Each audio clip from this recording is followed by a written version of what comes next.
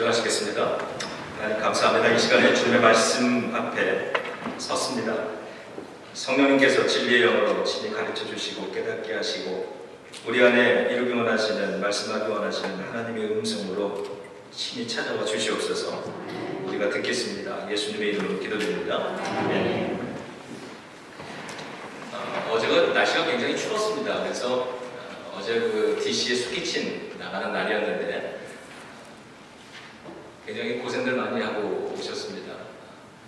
그리고 오늘 아침이 되니까 날씨가 많이 풀렸습니다. 오늘 아침에 새소리들 좀 들으신 분 계세요? 저희 집 바로 뒤에 큰 나무가 있습니다. 그 뒷집과 저희 집을 이렇게 가려주는 큰 나무가 있는데 그러다 보니까 그 나무에 새들이, 봄이 되면 새들이 굉장히 많이 날아와서 앉습니다. 그러면 새소리가 굉장히 시끄러운데 겨울에는 좀처럼 없는 일인데 오늘 새벽부터 이 새들이 울기 시작을 하는데 굉장히 시끄러워서 깼습니다.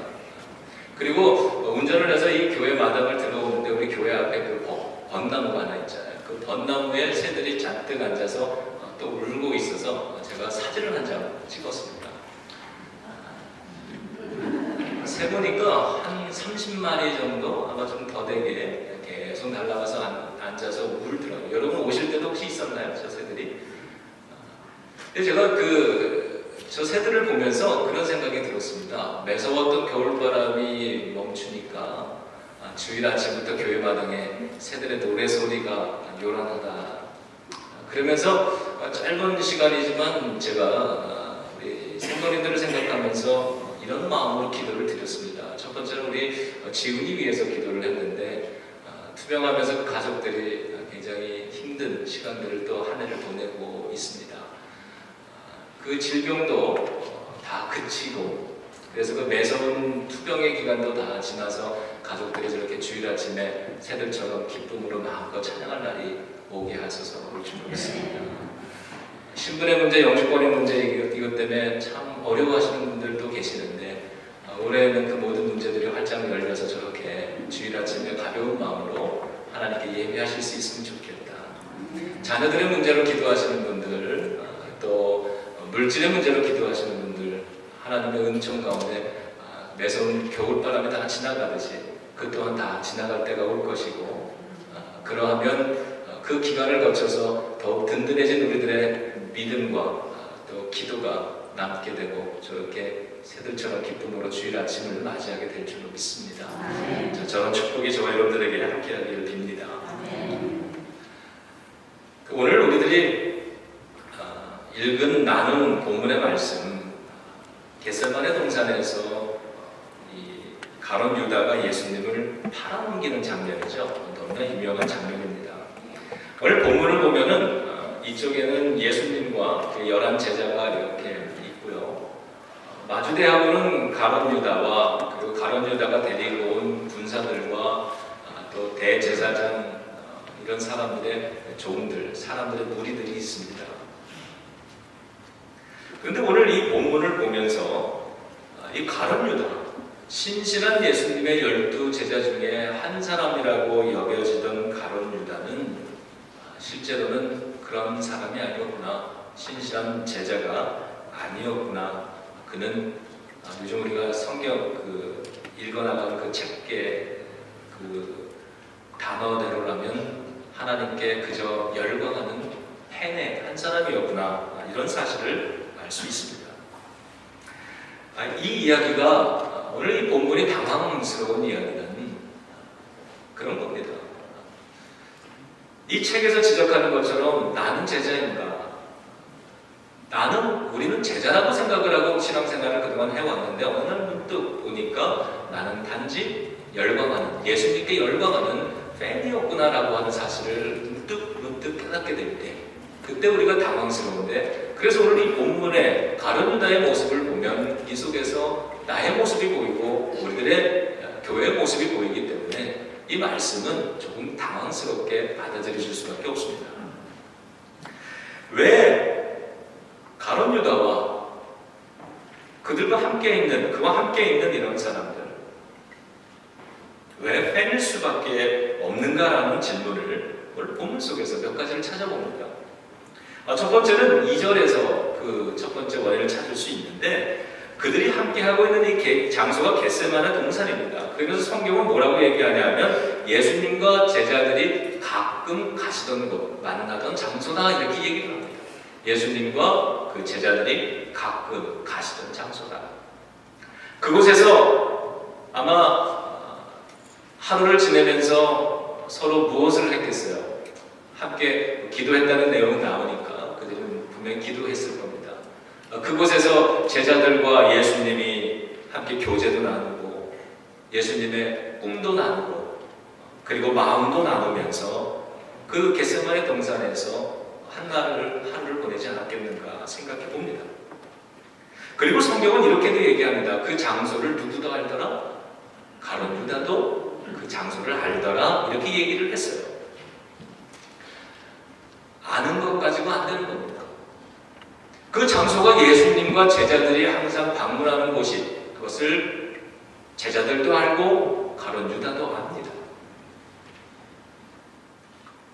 그리고 그 자리에 지금 함께 서 있지만 그것으로는 부족하다는 사실을 보게 됩니다. 마치 이런 거죠. 내가 이 책을 읽으면서 좋은 제 마음에 이렇게 도전이 되기 시작한 하나의 그 이미지가 있는데, 이 제자와 팬의 차이를 경기장에다가 비유를 했죠. 어떤 운동 경기장, 스테디움이 이렇게 있는데 거기에 보면 가운데는 경기가 벌어지는 그 그라운드가 있죠. 그리고 그 주변에는 많은 그 관중석의 자리가 있습니다. 관중석에 앉은 사람들이 막 열렬히 자기가 응원하는 그런 선수들, 팀을 막 열광적으로 환호하면서 응원을 하는데 그들을 우리는 팬이라고 부릅니다. 예수 그리스도에 대해서 우리가 열광하고 환호하고 그러기 때문에 우리는 제자라고 생각을 했는데 어쩌면 팬일 수 있겠다. 팬과 제자의 차이는, 제자들은 선수처럼 그라운드로 내려가서 거기서 예수님과 함께 볼을 차고 뛰고 땀을 흘리고 때로는 예수님과 함께 다치기도 하고 이러는 그 선수 같은 사람들이 제자라는 이야기가 마음에 와닿습니다. 유다도 알더라. 지금 자신이 이 장소가 어떠한 곳인지를 유다가 알고 서 있지만 그것은 부족합니다. 11 제자들은 지금 예수님과 저 운동장에 내려가서 지난 간밤을 함께 뛰고 함께 땀 흘리고 또 때로는 함께 다치면서 그렇게 뛴 겁니다. 가룟 유다는 그 운동장 바깥에 팬의 자리에 앉아 있는 거죠. 우리가 오늘 이곳이 어떠한 장소인가를 압니다. 이곳은 예배의 장소입니다. 하나님의 집입니다. 우리는 이곳에 예수님과 제자들이 그랬듯이 우리도 가끔 와서 이곳에서 예배를 드립니다. 그런데 이곳에 가끔 와서 서 있는 것만 가지고는 되는 게 아니구나. 이곳에서 예수님과의 교제가 일어나는 만남이 되어야 되는 것을 봅니다. 11 제자들처럼 그곳에서, 그리고 우리들은 오늘 이 예배의 자리에서 내가 서 있는 것이 아니라 주님과의 교제가 일어나고 주님의 그 꿈을 우리가 함께 마음에 품고 그리고 주님과 함께 우리가 땀을 흘리고 때로는 뛰다가 다치기도 기꺼이 하겠다라고 하는 이런 마음의 공감을 우리가 가질 때 이 장소는 우리에게 예배의 처소 특별한 장소가 되는 것입니다. 그래서 이 예배의 장소, 우리 성전이요, 예수님과 교제가 일어나는 만남의 장소가 되기를 주님의 이름으로 축원합니다. 한나와 같은 사람 참 행복한 사람이라는 생각을 합니다. 삶에 어려움이 있어서 기도해야 될 때, 기도하지 않으면 안 되는 그때에 그는 기도할 수 있는 자기 교회를 가지고 있었던 여자입니다. 그래서 찾아와서 엎드려서 눈물을 흘리며 하나님 앞에 통곡하며 기도할 수 있는 그러한 예배 처소를 가졌다. 저와 여러분들에게도 이 예배 처소가 그러한 장소이기를 바랍니다. 그래서 올해 들어오면서 우리 중보기도 할 때에 늘 마음속에 드리는 기도가 시편의 말씀 하나 붙잡고요. 주님의 성전이 어찌 그리 아름다운지요? 어찌 그리 사랑스러운지요? 내가 주님의 성전을 사모하여 내 영혼과 몸이 쇠약해져 갑니다. 주님의 성전에서의 하루가 세상에서의 첫날보다 더 좋사오니 주님의 성전에서 움직이고 있는 것이 참 좋습니다. 이 성전에서 보니까 옛날 성전은 구조가 그랬으니까 참새도 재직을 얻고 새끼도 제비들 보금자리를 천마마다 다 가지고 있는데 내 영혼도 이 주님의 이 집에서 저렇게 영혼의 안식처 삼으면 좋겠습니다. 이런 고백을 하는 그 기도를 드립니다. 이곳이 그냥 어떠한 곳인가 세상 사람들도 알죠. 저곳은 교회야. 저곳엔 주일날 예배가 드려져. 이곳이 어떤 곳인가를 아는 것 가지고는 안 되는 것이다. 이곳에 와서 주님과 깊은 교제가 날마다 일어나기를 주님의 이름으로 축복합니다. 그러려면 이 예배의 시간도 주님께 더욱 집중하시고요. 성령님 나를 도우셔서 내가 이 예배를 통해서 주님의 임재를 깨달을 수 있게 하시고 주님이 내 안에 지금 이루고 계시는 그 선한 일들을 내가 모르지 않게 해주세요. 이런 기도로 주님을 늘 생각하고 가까이서 섬기고, 그리고 주님의 꿈을, 영혼을 구원하는 땅끝까지 이르러가는 그 꿈을 우리가 같이 꾸고요. 이곳에서 그것을 사명으로 뜻으로 같이 공유하고, 그리고 함께 뛰어나가면서 땀 흘리면서 때로는 다치기도 하는 그러한 관계가 되는, 그것이 이루어지고 그것이 가능해지는 그러한 성전이 됨으로써 오늘 우리는 뺀의 자리에서 제자의 자리로 내려갈 수 있을 줄 믿습니다. 우리는 이와 같이 함께 뛰는 것, 이것을 우리는 헌신이다 이렇게 부릅니다. 헌신. 우리 오늘 교사 헌신, 교사 그 임명식을 가졌는데, 학생들은 빠져도요, 교사들은 수업 시간에 빠질 수 없습니다. 이게 교사의 책임이죠. 교사의 어려움입니다. 일주일에 우리는 한 번 참여하는 것, 그것도 때로는 힘들어하지만 교사들은 그것을 매주일 몇 년 동안 계속 반복하고 있습니다. 저는 제가 학생이면 거기에 가서 1시간, 2시간 공부하고 오면 되지만, 선생님들은, 교사들은 그 1시간을 가르치기 위해서 5배, 6배의 시간을 준비를 하게 됩니다. 그래서 귀한 자리죠. 가르치기 위해서, 우리가 가르치기에는 우리도 부족하기 때문에 가르치기 위해서 공부하다가 우리의 지식이 늘고 믿음이 늘고 신앙이 들어가는 거죠. 세림저다도 마찬가지일 겁니다. 얼마나 더 많은 시간을 쓰겠습니까? 그리고 사역팀장님들 마찬가지일 겁니다. 오늘 우리가 섬기는 이 자리를 우리가 아는 것에서 더 한 발자국 더 나아갈 수 있기를 주님의 이름으로 축복합니다. 자, 두 번째는요, 성경을 좀 한번 보세요. 구린과 이 사람들, 가룟 유다의 그 무리들을 그들이 손에 들고 있는 게 있어요. 손에 첫 번째로 들고 있는 건 등과 횃불을 들고 있었다, 이렇게 얘기를 합니다. 손에 큰 횃불을 들고 있는 거예요. 그리고 그 횃불을 보관하는 등이겠죠. 등도 각지 갖고 있는 겁니다. 그런데 그들의 삶은 세상에 빛이 되지 못하고 있다고 하는 겁니다. 큰 횃불은 들었는데 그 삶은 빛이 되지 못하고 있는 그러한 현실을 보여줍니다. 그래서 이들은 팬이지 제자가 아니라는 것이죠. 그 책에 이러한 글 하나가 소개가 되어져 있는데요. 정신과 의사가 자기의 환자들의 현실성 없는 믿음을 다룬 글, 그거 하나를 소개를 하고 있는데 이런 내용입니다. 그 환자들 중에는요, 자신이 하늘을 나를 수 있다고 진정으로 믿는 환자들이 있대요.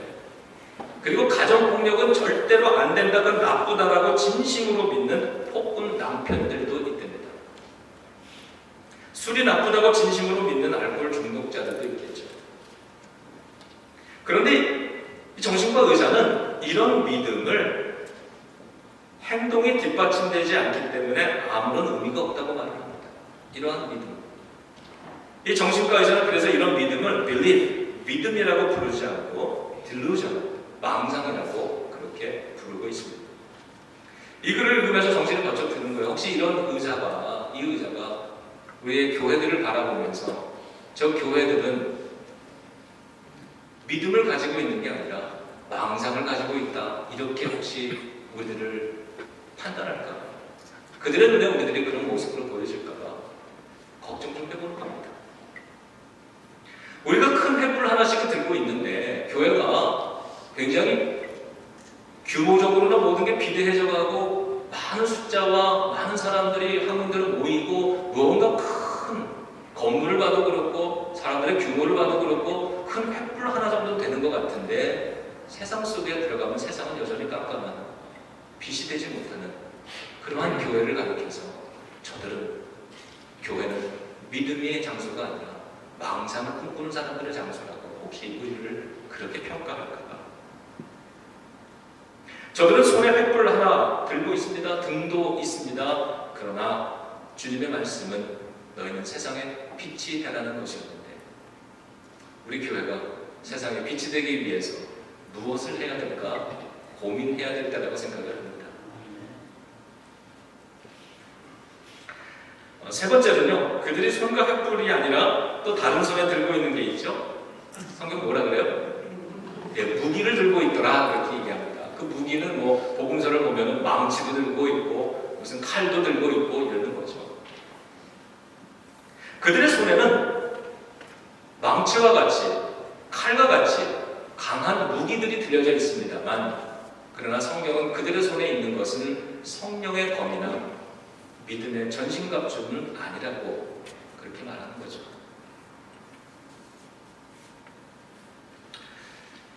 책에 나와 있는 또 하나의 예화인데, 한 달 동안 집을 비우게 됐습니다. 여행을 떠나게 돼서 신혼부부, 젊은 신혼부부에게 집을 관리해달라고 맡긴 거예요. 그러면서 한 달 동안에 집을 비워있는 동안에 어떻게 집을 돌봐야 되는지를 자세하게 적은 10페이지가량의 노트를 신혼부부에게 전달을 합니다.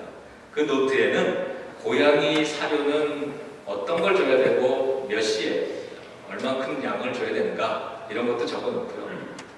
이 집에 이 플랜트들은, 화초들은 물을 얼만큼 언제 줘야 되는가도 적어놓고, 그리고 그 1층에 있는 화장실 물이 자주 넘치니까 밸브가 어디에 있는가도 적어놓습니다.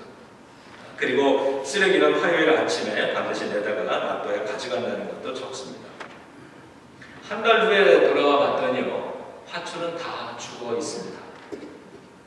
불안해서 뒷마당 갔더니 고양이 무덤이 하나가 생겼답니다. 쓰레기는 차고에 산같이 쌓여있고요. 그리고 1층 화장실은 물이 차고 흘러 넘쳐 있다고 합니다. 주인은 황당했습니다. 그런데 신혼부부가 아주 밝은 얼굴로 와서 이렇게 얘기합니다. 이 노트가 아주 쓸모가 있어요. 그래서 자신들이 잠자리에 들기 전에 부부가 같이 이 노트를 공부하면서 외웠대요. 밑줄도 걷대요. 그리고 너무 이게 유익했다고 그렇게 말을 했답니다. 그러면서 이 주인이 하는 말이, 그러면 뭐 하냐는 거죠. 그러면 뭐 하냐. 화초는 다 죽었고 고양이도 죽었고 쓰레기는 차고 흘러 넘치고 화장실은 물바다가 됐는데, 우리가 학생들을 가르치는 것이 단순한 지식의 전달이 아니기를 원합니다. 우리가 배우는 것도 단순한 진리에 대한 지식에 멈춰서는 안 될 것 같습니다. 우리 손에 무기가 있는데, 강력한 무기가 있는데, 진리가 있는데, 이것이 단순한 무기인지 아니면 성령의 검이 되고 있는지, 이 또한 생각하지 않을 수가 없는 거예요. 10절에 가니까 베드로가 품속에 품고 있던 칼을 꺼내서 그 사람들, 예수님을 잡으러 온 사람들 중에 한 사람 말고라고 하는 종의 귀를 쳤다고 해요.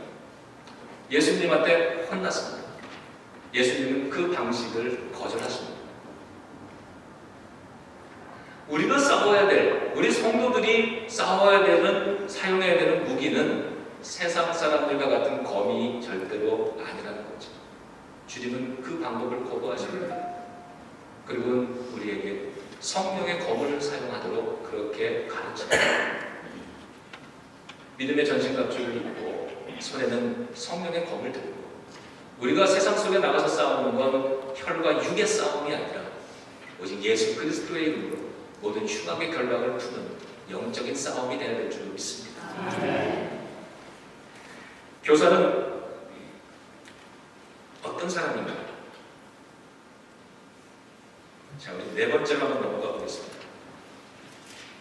예수님이 가룟 유다와 그들의 동행했던 사람들에게 뭐라고 물으셨냐면, 너희가 누구를 찾느냐 이렇게 물어보셨어요. 그것도 두 번을 반복해서 물어보십니다. 두 번을 반복하실 때에는 첫 번째와 두 번째의 대답이 뭔가 달라지기를 기대하는 게 있었다는 뜻이겠죠. 그런데 이들의 대답을 보면 첫 번째 질문을 할 때의 대답도 두 번째 질문을 할 때의 거기에 대한 대답에도 대답의 진보가 나타나지는 않습니다. 그들은 이렇게 얘기합니다. 나사렛 예수를 찾는다. 두 번 다 똑같이 대답합니다. 나사렛 예수. 예수님에 대해 일반적으로 알려진 내용입니다. 나사렛 출신 예수라는 사람이다. 이것은 예수님에 대한 일반적인 호칭입니다. 예수님에 대한 보편적인 지식이라는 뜻입니다. 그런데 반면에 예수님은 예수 그리스도를 찾습니다. 주님을 찾습니다. 이러한 주님 그리스도라고 하는 고백은 일반적인 그러한 지식이 아니라 이거는 고백적인 호칭입니다. 내가 예수님을 그리스도로 고백을 한다, 주님으로 고백하는 사람들, 그 사람들만이 할 수 있는 고백이고, 예수 그리스도라고 하는 고백은 관계성에서 나오는 그러한 호칭입니다. 즉 아들 둘이 있는데 이 두 놈이 저를 부를 때는 아빠라고 불러요. 아빠. 여러분들은 저를 아버지라고 부르면 안 됩니다. 왜냐하면 그 아이들과 저는 아버지와 아들의 관계이기 때문에 그 아이들만이 나를 아버지라고 부를 수 있는 거죠. 다른 사람들은 나를 아버지라고 부르지 못합니다. 주님과의 관계가 우리가 맺어져 있을 때 우리는 예수님을 주님이라고 부를 수 있는 겁니다. 오늘 두 번을 질문을 했는데 그들은 둘 다 나사렛 예수를 찾는다고 대답하죠. 교사는 지식 전달자가 아니어야 합니다. 삶으로 가리키라고 말합니다. 그래서 교사가 부담스러운 거고 교사의 직분을 감당하는 게 쉽지 않은 겁니다. 그럼에도 불구하고 교사로 섬기고 있다라고 한다면 그것은 헌신일 것이고 그것은 그래도 하나님이 맡겨주는 사명에 대한 순종일 것이라고 그렇게 믿습니다. 올해 표어가 더 사랑하기잖아요. 더 사랑하기.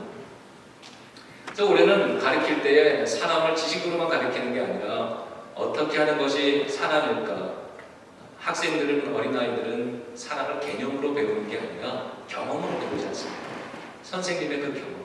제가 어릴 때요. 그리고 뭐 교회 학교에서 자랐으니까 제가 뛰어놀던 교회 지금 그리라고 하면 그림으로도 그릴 수 있을 정도로 생생합니다. 선생님들에 대한 기억은 두 가지입니다. 하나는 주일에 교회에서 야단 맞아가지고 목사 아들인 제가 집에 가서 나 다음 주부터 교회 안 나간다고 울고불고 했던 기억이 있습니다. 또 하나는 저를 늘 격려해주던 그러한 선생님들의 모습입니다. 더 사랑하기. 그래서 그 아이들이 선생님의 작은 행동 하나를 가지고 사랑을 느낄 수 있으면 좋겠어요. 그래서 아이들이 이렇게 어디 방에서 이렇게 학생들이 모이고 있으면요, 어른들이 뭘 해야 된다고 야 너희들 좀 나가 이러지 말라는 겁니다. 그 아이들을 존중해주고 여기서 회의를 하기로 되어 있는데 학생들이 거기서 뭔가 회의를 하고 있거나 모임을 갖고 있거나 성경 공부를 하고 있으면 어른들이 다른 장소 가서 하면 되죠. 작은 것 하나 그의 실수를 덮어주고 머리 한번 쓰다듬어주고 축복 인사 한번 해주고 어깨 쳐져가지고 곤란 표정으로 사춘기 애들 이렇게 지나가고 있으면 가면서 등 한번 탁 쳐주는 거, 이러한 손길이 나중에 그들의 마음속에 교회에 대한 따뜻함, 그리스도에 대한 하나님의 그러한 사랑, 이런 것으로 기억하지 않겠냐는 겁니다. 그래서 우리가 교사로서, 부모로서 살아간다는 건 참 어려운 일인 것 같습니다. 더 사랑합니다. 작년까지는요, 사랑을 해보려고 하다가 중간에 그냥 포기해가지고 사랑이 실패했던 경우들이 좀 있다면 올해는 끝까지 한번 사랑해서 주님의 말씀대로 끝까지 사랑하는 것이 어떻게 우리를 승리하게 만드는 것인가를 한번 해봤으면 좋겠습니다. 올해는 사랑을 해보는데 조금 더 교회를 조금 더 사랑하고요, 가족들을 조금 더 사랑하고 주변에 있는 이웃들을 조금 더 사랑하는데 아마도 여러분들 비즈니스 하시거나 일하시는 직장 생활 하시는 분들 아마 밖에 나가면 진상들 많이 만날 겁니다. 정말 진상 고객들. 근데 더 열받는 건 그런 사람들이 교회 집사 권사라고 그러면 진짜 열받죠. 그러면 어떡합니까? 그분들을 사랑으로 이해하고 양보하고, 그거를 내 비즈니스 때문에 한다 그러면 좀 속상하고 그렇지만 처절하지만 내가 그리스도의 사랑으로, 올해는 교회 표어가 더 사랑하는 거니까 당신은 우리 교회 표어 때문에 오늘 더 바빴다 이렇게 생각하시면 더 사랑해보는 거예요. 그러면서 그래, 여러분 베드로가 검을 뽑았는데 주님은 아니라고 그러잖아요. 그렇다면 주님의 방법이 있다는 겁니다. 주님이 그러셨어요. 그러면서 내가 십자가를 져야 되는데 네가 막을 수는 없지 않느냐, 내가 그걸 피해갈 수는 없지 않느냐. 예수님의 방법은 십자가의 사랑으로 이기는 방법이었다. 우리가 십자가의 능력을 믿는다라고 하는 것은 그 사랑이 이긴다라고 하는 것을 믿는 거 아니겠습니까? 믿음은 있는데 실질적으로는 사랑으로 이기는 것을, 그게 너무 힘드니까, 불확실하니까 그거보다는 검으로 이기려고 하는 이런 사람들, 성도가 되고 교회가 된다면 그건 정말로 믿음이 아니라 망상을 꿈꾸는 교회가 되겠죠. 그러나 믿어보는 겁니다. 왜? 성경이 그렇게 말씀하니까. 우리는 주님을 믿으니까, 우리는 제자가 되고 싶으니까, 검을 빼들고 싶을 때 십자가를 빼들면서 성령의 검으로 내가 한번 이겨버리라, 그렇게 마지막까지 더 사랑을 선택을 해보는 것, 이것이 제자의 모습이고, 하나님은 그런 사람들을 통해서 예수 그리스도의 십자가가 패배하는 것이고 실패하고 연약한 것 같아 보이지만 결국에 더 사랑함으로써 이기시지 않았습니까? 죄도 이기고 사망도 이기고 부활의 생명도 주시고, 그래서 이 땅에 그 부활의 증거로 교회가 세워지는 건 아니겠습니까? 그러니 자, 우리 손에 있는 무기를 쓰는 것이 아니라 이것을 내려놓는 확신, 성령의 능력으로 더 사랑하는 것으로 이길 수 있는 그러한 저와 여러분들이 되면 참 좋겠습니다. 여러분, 이 두 번의 질문, 누구를 찾느냐라고 하는 이 두 번의 질문 사이에 하나의 기록이 있어요. 성경 한번 잘 보세요. 첫 번째 질문과 두 번째 질문, 그 반복되는 질문 사이에 하나의 기록이 있습니다. 하나의 사건이 있었어요. 이게 뭔가요?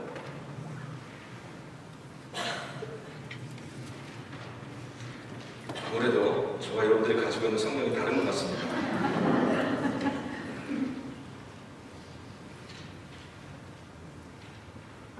제 성경책도 여러분의 성경책을 닮아가려고 그러는 거 못 찾겠네요. 몇 절이에요? 6절? 6절 있습니다. 시작. 예수께서 그들에게 내가 그니라 하실 때에 그들이 물러가서 땅에 엎드려 진다. 예수님 첫 번째 누굴 찾느냐? 나사렛 예수를 찾소 이러니까 내가 그다. 주님이 자신을 드러내셨습니다. 그랬더니 그 앞에서 그 사람들이 쓰러졌다는 거예요. 여러분, 이거는 신비로운 영적인 체험 아니겠습니까?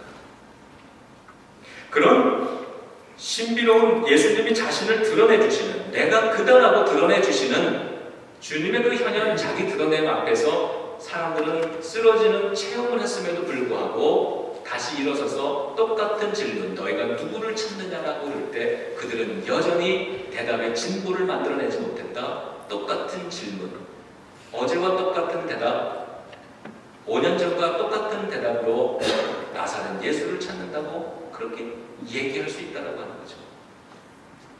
여러분, 이와 동일한 사건이 또 하나 기록이 되어 있죠. 사도행전에 보면 사울이라고 하는 사람이 교회를 핍박하기 위해서 다메섹으로 가는 그 길, 다메섹 도상에서 예수님을 만났어요. 부활의 예수님. 그 예수님이 뭐라고 하셨어요? 나는 네가 핍박하는 예수라고, 내가 예수라고 자신을 드러내 주셨어요. 그때 똑같이 사울이 쓰러졌습니다. 그런데 이 체험 이후에 이 사울이라고 하는 사람은 나머지 평생을 바울이라고 하는 사람으로, 그런 가치로, 새로운 존재로 제자로서 이 땅을 살아갔어요. 마지막까지. 왜 똑같은 영적인 체험을 경험을 하는데, 왜 똑같이 우리가 이 성전에서 주님을 만나고 이 예배를 체험을 하는데 어떤 사람은 제자가 되어서 바울로 살아가고 왜 어떤 사람은 여전히 팬의 자리에서 나사렛 예수를 찾는다고 그렇게 이야기하고 있는 것일까? 저와 여러분들, 우리들은 늘 이 성전에서 변화를 만들 수 있기를 주님의 이름으로 축원합니다. 작년의 고백이 올해의 고백이 아니기를 바라고, 올해는 올해의 새로운 고백, 내년에는 더 깊은 고백을 이 성전에서, 이 제일연합 감리교회에서 만드실 수 있기를 주님의 이름으로 축원합니다. 오늘 설교의 결론은 영상으로 볼게요. 스토리를 먼저 좀 준비되는 동안 제가 설명을 좀 드릴게요. 미국에서 일어난 사건인데 30년 전에 미국 워싱턴주의 켄트라고 하는 지역에 그린 리버, 그린강 주변에서 2년에 걸쳐서 49건의 시체가 발견이 되는 끔찍한 연쇄살인 사건이 일어났다고 합니다. 이 살인사건의 범인은 그린리버 킬러라고, 살인자라고 그렇게 불리면서 미국 전역을 공포로 몰아넣었답니다. 게리 리지웨이라고 하는 한 남성이 연쇄살인 용의자로 지목이 됐는데 증거 불충분으로 풀려납니다. 그 후에 한 20년이 지나서 과학이 발전해서 DNA 검사 기술이 발달을 하게 되고, 그때의 이 DNA가 바로 이 게리 리지웨이라고 하는 사람의 DNA와 동일하다는 이 사실이 발견되면서 체포가 됩니다. 1급 살해 혐의로 기소된 이 리지웨이, 2003년에 여러분 아시는 이 플리바겐을 하고서 모든 죄를 다 고백하고 형량을 감량받는 겁니다. 그래서 사형이 아니라 사형을 면하는 조건으로 자기의 살인을 법정에서 자백을 하는 거예요. 그 장면입니다. 그런데 그가 살인을 자백하는데 반성의 모습은 전혀 보이지 않고 오히려 무표정한 모습으로 증언을 하고 있는 피해자 가족들을 이렇게 쳐다보는 그런 장면이 나옵니다. 그의 표정에서는 일말의 후회조차 보이지 않는다고 그렇게 기록을 하면서 피해자들이 나와서 모든 사람들이 그 리시웨이를 향해서 짐승, 악마 이렇게 부릅니다. 그런데 살인자는 덤덤하게, 무표정하게 그 유가족들을 많이 쳐다봅니다. 그런데 그때 딸을 잃은 한 아버지가 증언대에 서서 한마디를 했는데 그 말에 이 리지웨이가 고개를 숙이고 눈물을 흘렸다라고 하는 이야기입니다. 그 아버지 이름은 로버트 루이라고 하는 사람인데 비통한 표정으로 증언대에 올라와서 나지막하게 리지웨이의 이름을 부릅니다. 미스터 리지웨이. 그리고는 이런 얘기를 합니다. 여기 있는 모든 사람들이 당신을 증오하죠. 당신을 미워하고 있지만 나는 아닙니다. 이 살인마의 얼굴은 금세 일그러집니다. 그 살인자를 바라보면서 이 아버지는 떨리는 목소리로 이렇게 얘기합니다. 나는 당신을 용서합니다. 그게 내가 하나님께로부터 배운 겁니다. 리지웨이는 울음을 터뜨리는데 그 울음이 악어의 눈물인지 진심인지 아닌지는 아마 본인과 하나님이 아실 겁니다. 우리 그 장면인데요. 한번 좀 보시죠.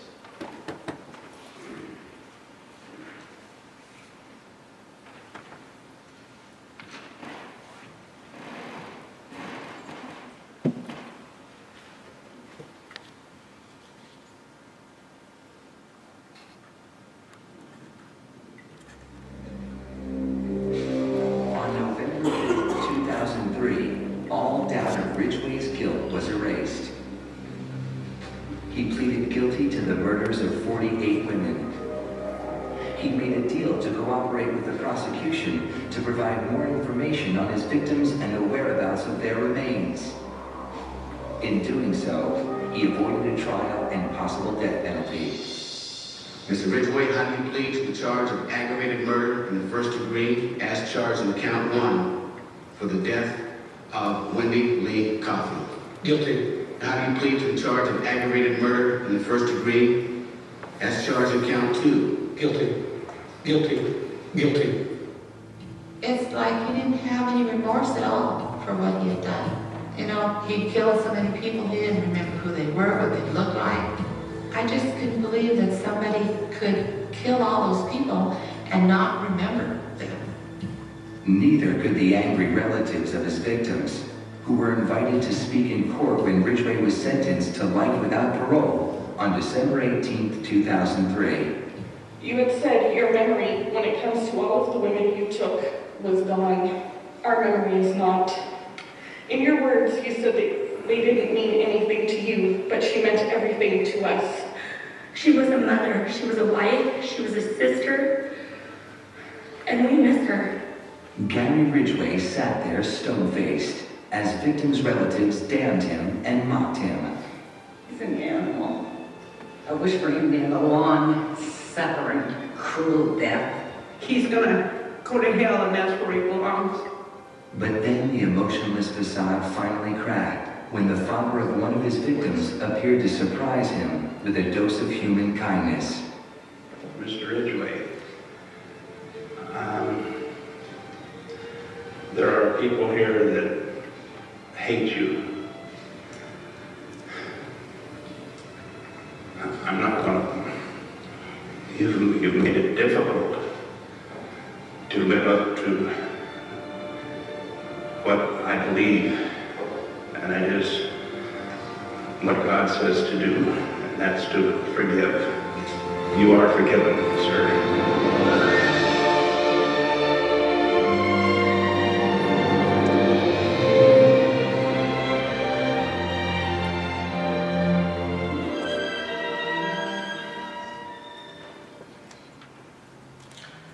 주님도 그렇게 하셨을 거고 주님도 그렇게 원하신다.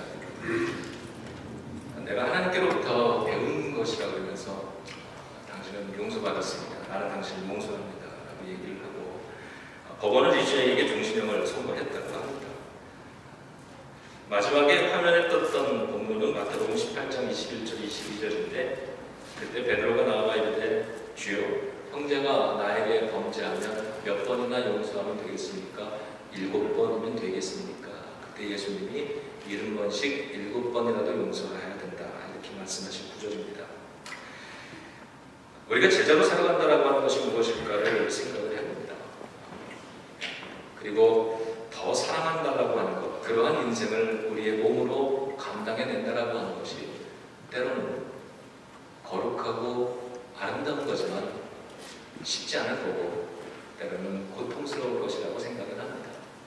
그것이 관중석에 앉아서 그리스도를 그 십자가를 바라보며 환호하고 열광하는 그러한 관중의 자리에서, 팬의 자리에서 그라운드로 내려와 예수님과 함께 돌을 차고 땀을 흘리고 뛰고 때로는 부상을 입고 이러면서도 그 일을 감당해내는 그러한 진정한 제자가 되는 모습이라고 믿습니다.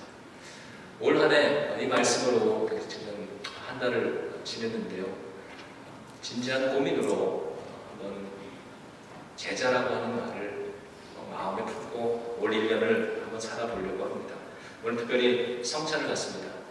예수님께서 십자가 위에서 우리의 모든 죄를 용서하셨다고 아버지 하나님의 뜻을 따라 내가 이 십자가를 짊어지면서 너희를 용서한다고 하셨던 주님의 그 모습, 그 주님은 베드로에게 우리에게 검을 내려놓으라고 했고 그리고 손에 횃불만 들고 살지 말고 빛이 되라고 말씀을 해주십니다.